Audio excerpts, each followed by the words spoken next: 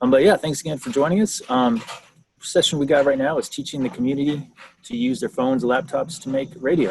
That's going to feature Paul Smart, Program Director of WCAA from Albany, New York. But before we start, just a couple of things. First about his background, which is pretty impressive. But Paul's got quite a resume here. But he's in addition to running the program there in Albany, New York, he started a station in Alaska. So he's been from Alaska to New York, which is pretty cool.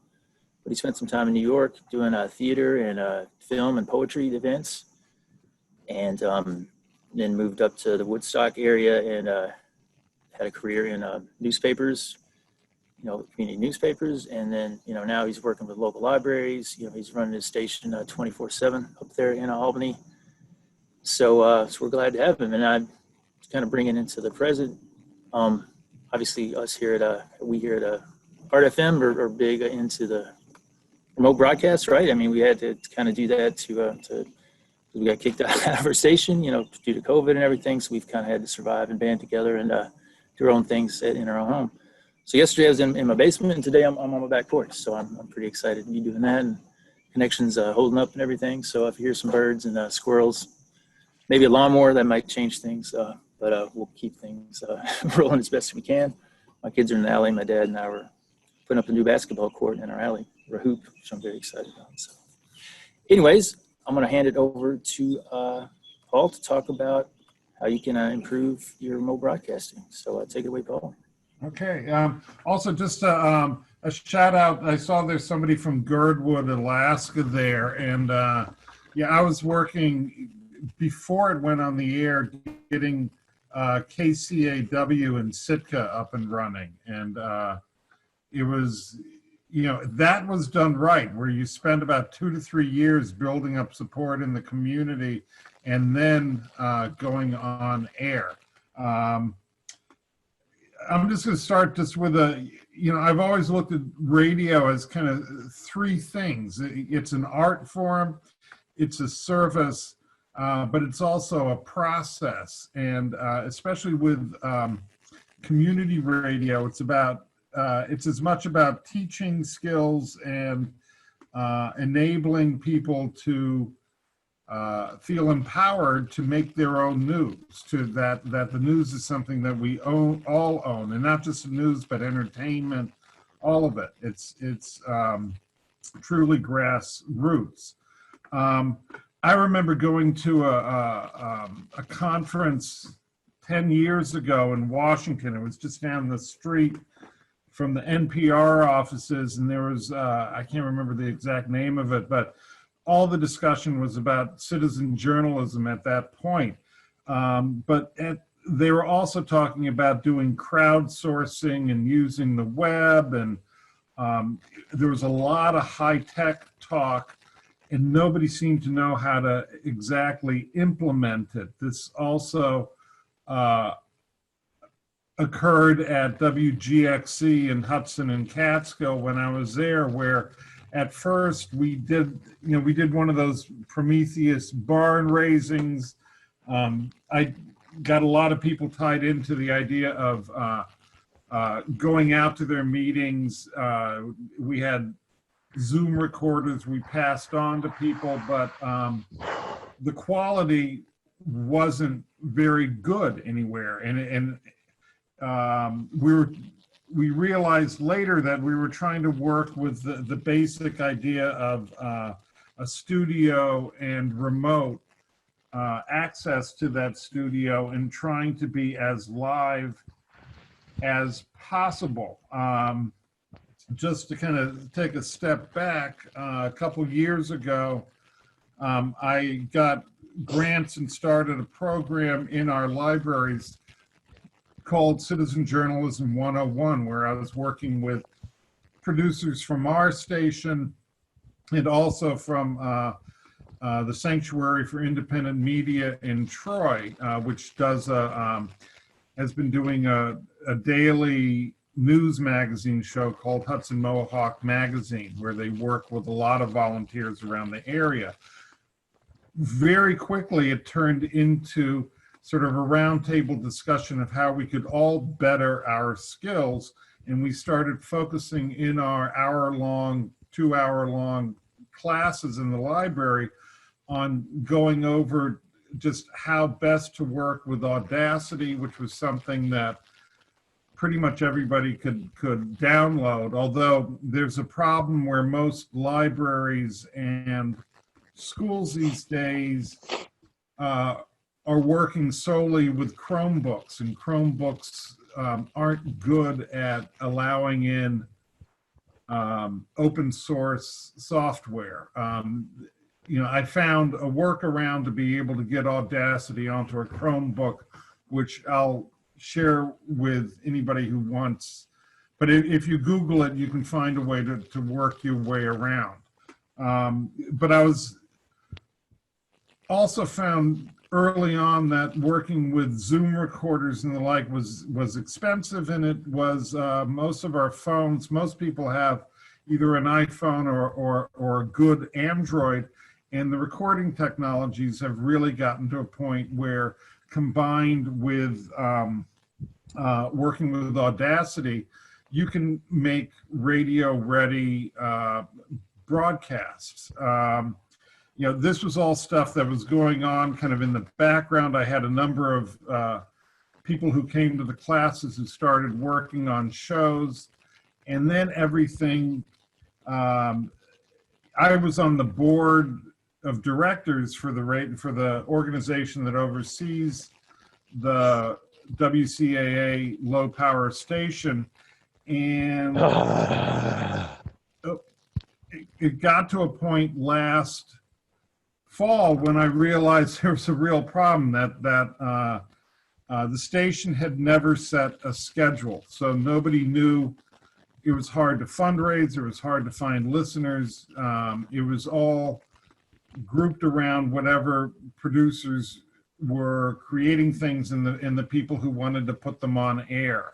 And it was just kind of operating that way for about 2 years. I stepped in and, working with this system called Rivendell, figured out a manual way to get the station up and running 24/7. We then activated our membership in Pacifica and kind of accentuated it this winter to take advantage of their streaming service, which also allows a cheaper way of doing all our reporting regarding music rights and all of that. All of this was moving forward fine. I started cleaning out those shows that weren't live and were just on a constant repeat. And then the pandemic hit. So, and as we all know, suddenly we couldn't go into the studio.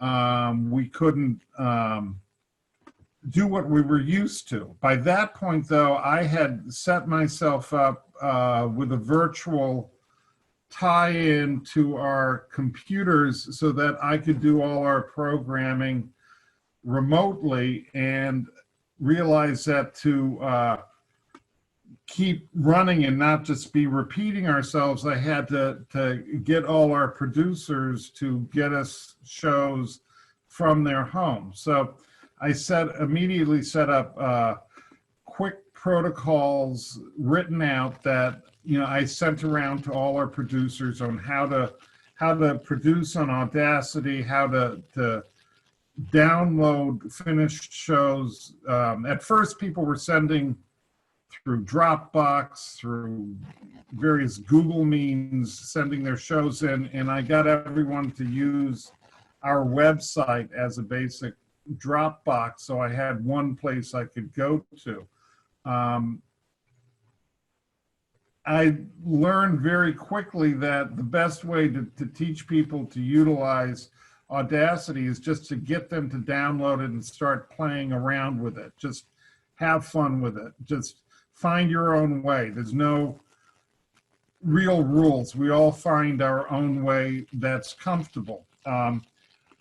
Along with this, I started to find that some people just weren't comfortable with it, and I realized that my position as a program director was simply to facilitate and get people on the air. So I had a couple shows that still, they use WhatsApp and they record and send me a recording on WhatsApp. It took me a while to figure out how to download it and get it to myself.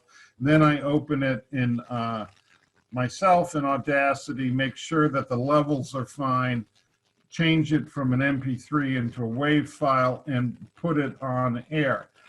Some people were out in the street and wanted to do things in the street. So I found, just for myself, I utilize a system, Voice Record Pro, which is free. And again, sometimes your levels are way off, but if you send it to yourself and can open it in Audacity, you can start to play with it. The same with, I use Tape-A-Call for phone interviews. I've also adapted my own news shows. And one of the great things of the last few months are the number of meetings that, I mean, every meeting has moved to Zoom or Google or Facebook or YouTube. And there are ways of downloading those. Sometimes it can be difficult when the meetings are 4 or 5 or 6 hours long. But there are ways of, you learn shortcuts to find out how to pull out the 10 minutes you need, or to find 10 minutes that make sense. So the basic idea of this workshop is to basically say that the underlying idea was that we kind of eschewed the idea of professional gloss on all our programs and pushed the idea of community over everything else.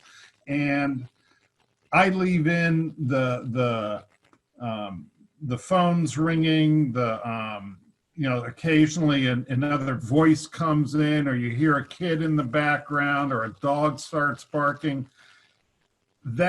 All that's done in the long run is made more listeners want to make radio, which is, I think, what we're supposed to be doing in the long run. That in turn has forced me to start preempting the Pacifica shows that we had put in as filler. Now we've got, I think, 38 self-produced shows of various different sorts, and another 15 that will be programming right after the election. So that now my battle is to try to hold on to some of the Pacifica shows from around the country, just, to maintain a larger balance.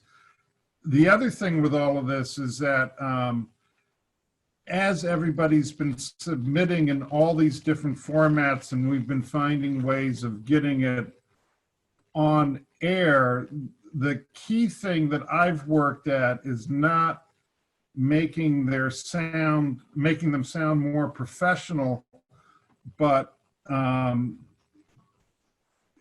trying to get everybody to learn how to upload into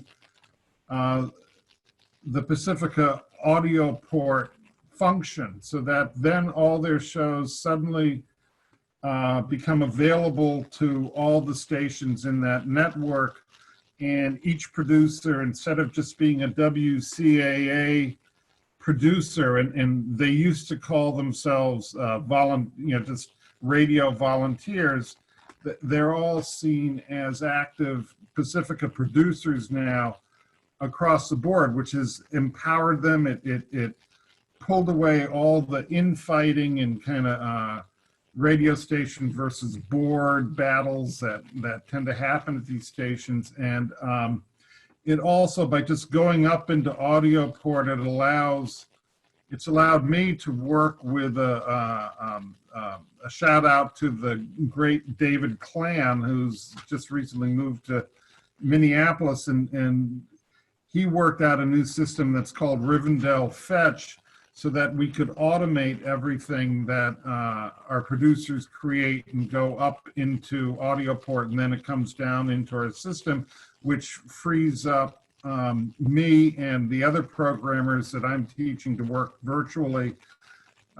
It's freed us up to fine tune our logs for each day so that we can shift our PSAs to match. Like right now, we have a lot of PSAs about the census and get out the vote, and thank yous for our first pledge drive. Our underwriting started to go up, and then our new thing is, we're starting to block into or jump into shows that are on the schedule and preempt them with specials. Like right now we have a running special on how to vote. We also have a running special on the importance of the census. And what we're going to build up now is a radio membership basis where all people who sign up for membership get to record themselves on their phones and send it to us, or request music, and we'll put them in, and we'll have an hour or a half hour each day in which we play their voices. And that has done so much to not only build up a sense of the immediacy of what we're doing, but increase the community sense of self-empowerment and confidence in itself, and it's allowed us to become a force in helping push through some changes in our community.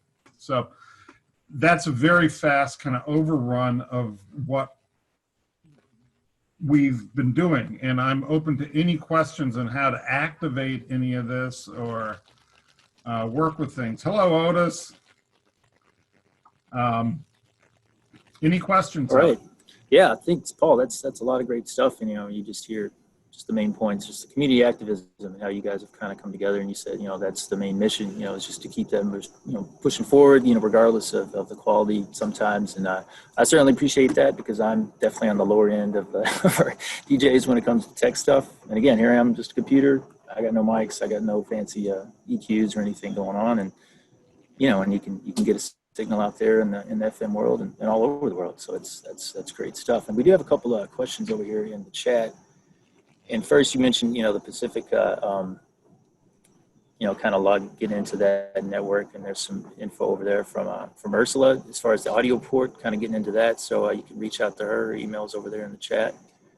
And then first question we had is just, can you elaborate on the streaming services and music rights services that you use that are less expensive and less complicated? We had been doing it ourselves, and we signed up with Pacifica's program, which is you end up working with Otis over there, who's just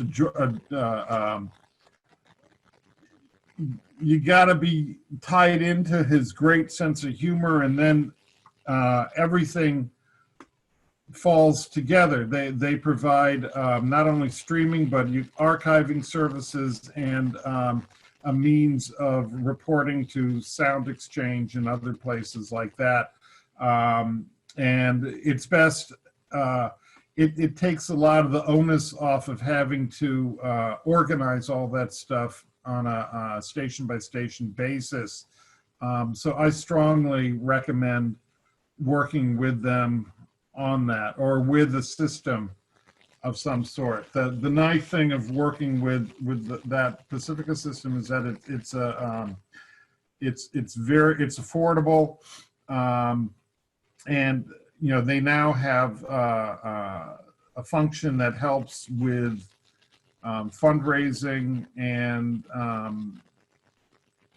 most importantly, it also just backs up that idea of joining a network of similar stations around the country, which, once one eschews any ideas of politics regarding that, it's really empowering for one's own producers to start putting their shows in and seeing them picked up by other stations.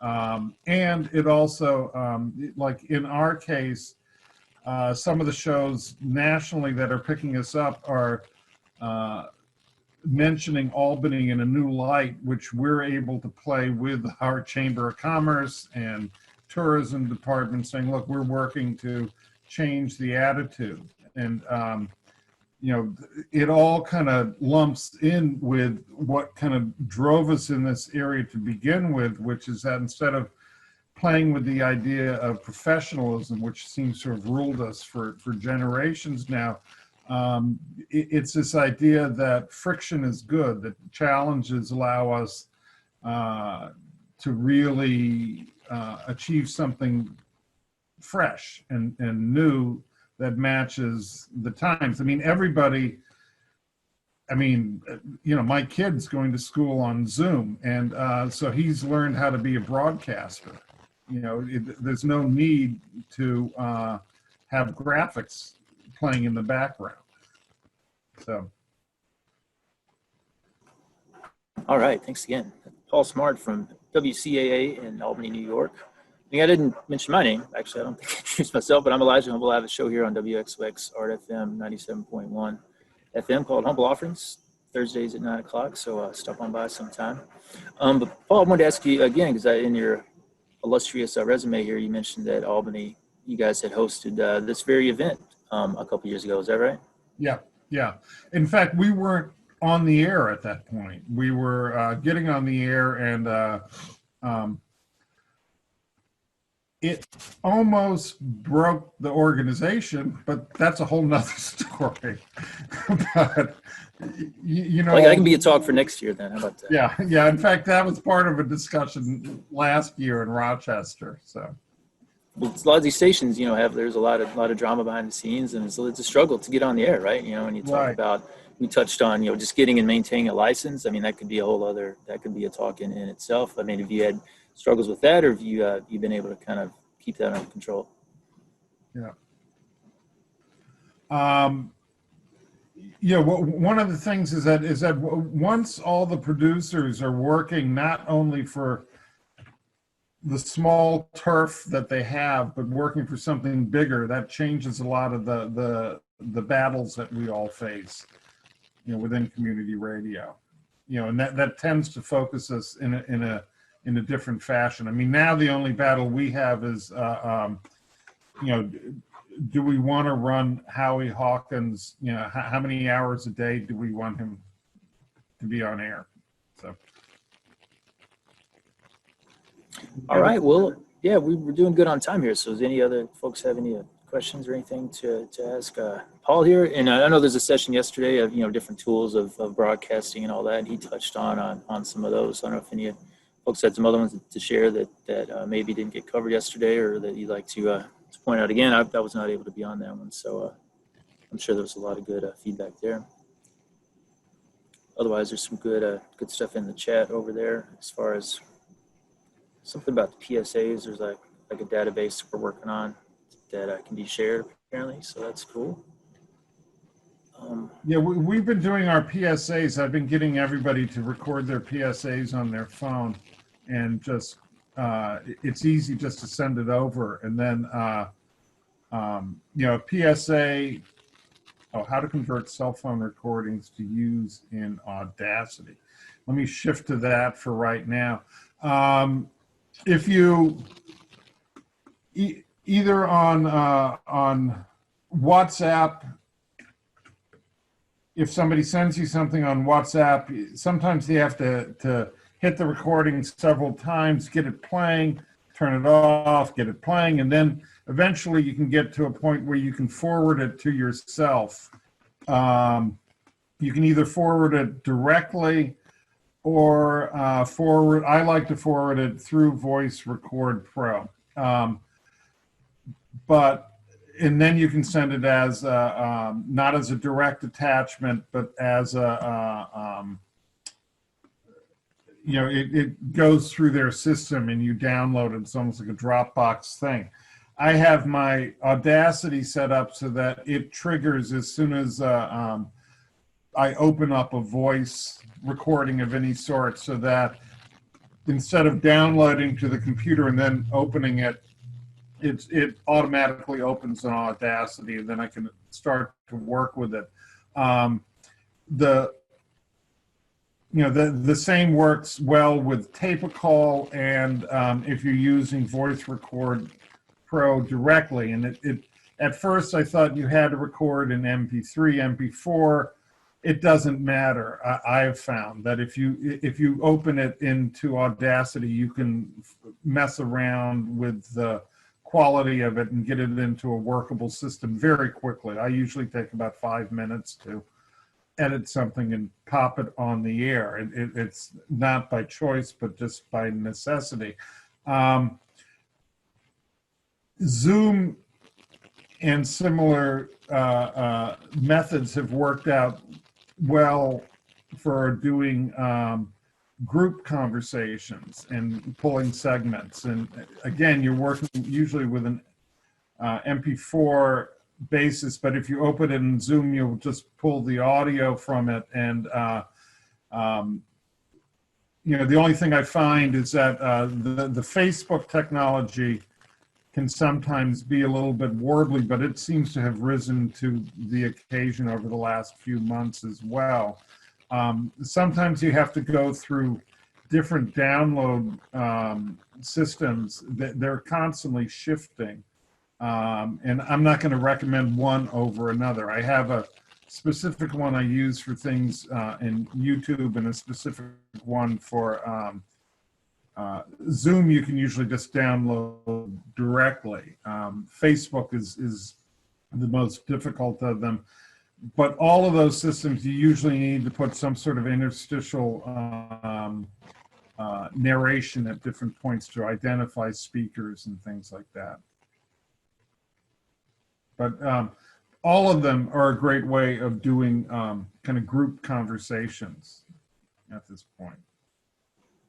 All right, thanks, Paul. That's great stuff. A couple other things in the chat, but quick, just as it seems like you guys have grown a lot in the last couple of years. So how do you said there's something about it, people want to get more involved, the more that they see that other people can do it. So just kind of talk about, how that's grown, and again, just what types of programs you guys have. I mean, is it mostly news, or is it a mix of news and music, and kind of how that mixes into your schedule?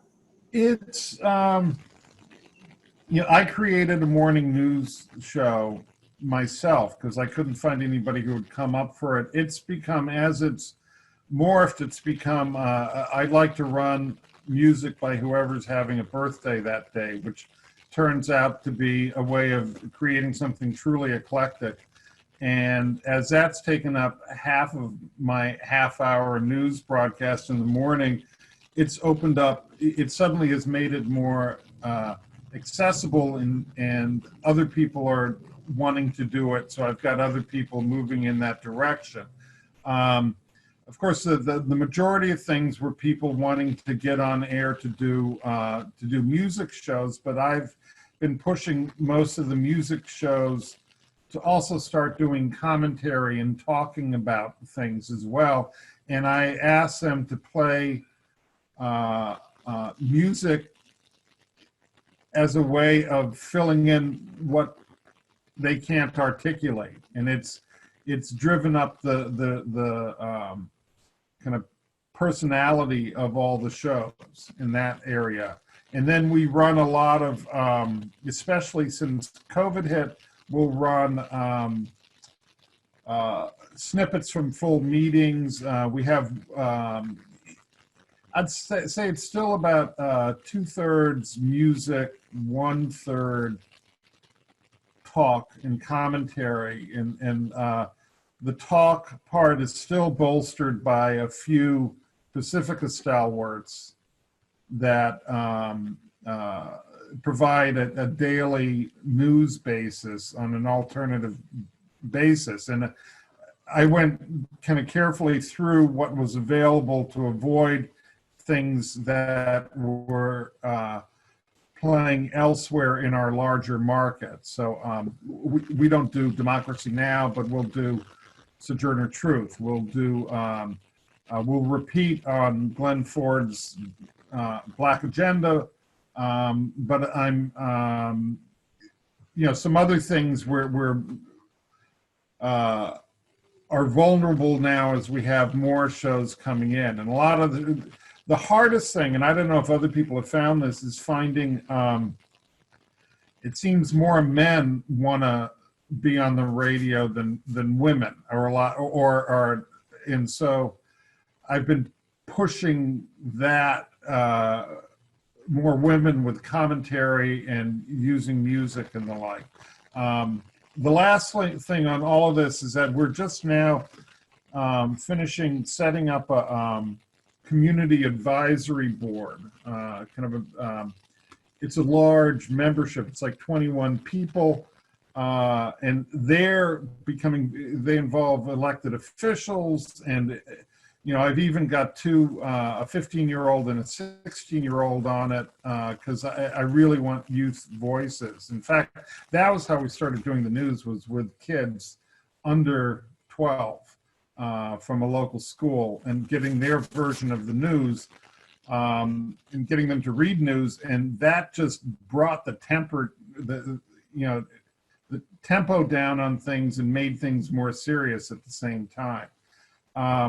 The last part of this equation right now is that we're organizing amongst the producers themselves, so that instead of having a regular, or trying to work towards, instead of having a regular program director or station manager, that we revolve it amongst our producers and allow them to come up with a mechanism for organization that feels community-based, organic, and sustaining into the future.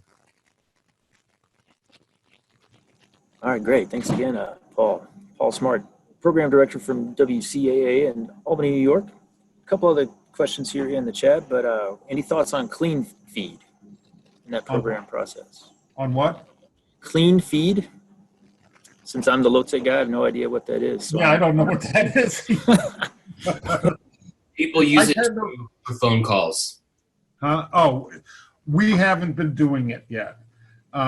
We had a system, it was expensive, it wasn't working that well, so when we moved, everything shifted when we moved to pretty much all pre-recorded materials. And so then those who are doing pre-recorded shows handle phone calls through tape-a-call or Zoom or WhatsApp or whatever, and so we'll have a lot of one-on-ones, you know, and the like. We're moving towards working with Google Voice to be able to do live call-ins, but we're not there yet. And also, by not having live call-ins, it eliminates a level of risk. And we already have a high level of risk because we do a lot of hip hop. Gotcha. All right, there's a couple questions over there about specifically Android phones and what capabilities are as far as editing goes. You know, I suggest as much as possible not to do any editing on the phone. You know, I know there are methods of doing it. It's I've had a few people try it. Most of us, our thumbs are too big to be editing on a phone. And if you have a laptop or even I don't think an iPad, you can't do Audacity on an iPad. So I try to get most people into a laptop, and pretty much everybody we've been working with has access to one.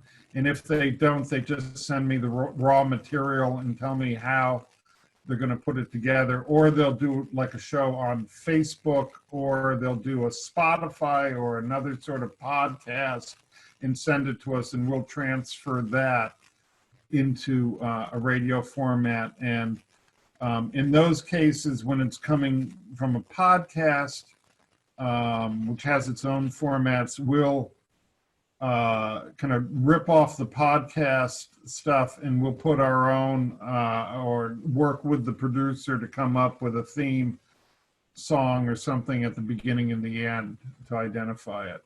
And it's extra work on my part and our part, but it's worth it in terms of just building up what we have. And eventually people then learn how to do that themselves. Cool. All right. And again, keep an eye on the chat over there. Some other good resources, and there will be more wrap up kind of stuff as we move along in the conference here. But pacificanetwork.org. There's go to that and find a look under resources, and that'll get you on your way about Clean Feed. All right. So we are winding down. Let me just give you another reminder of our sponsors here, and find the link. So I've got about 35 tabs open.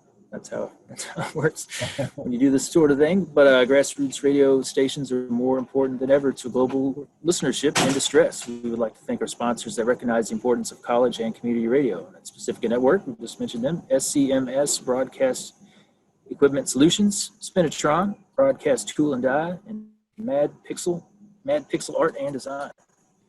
Again, my name is Elijah Humble. I got a show here on Art FM, Humble Offerings, so check it out sometime, Thursdays at 9 p.m.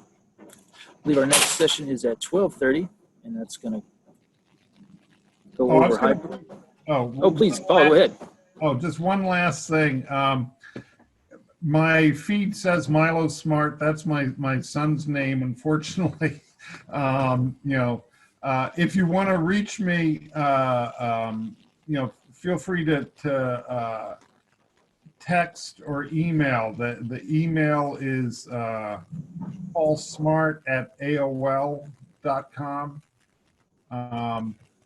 Maybe just put that in the chat if you don't mind, and then you can grab it.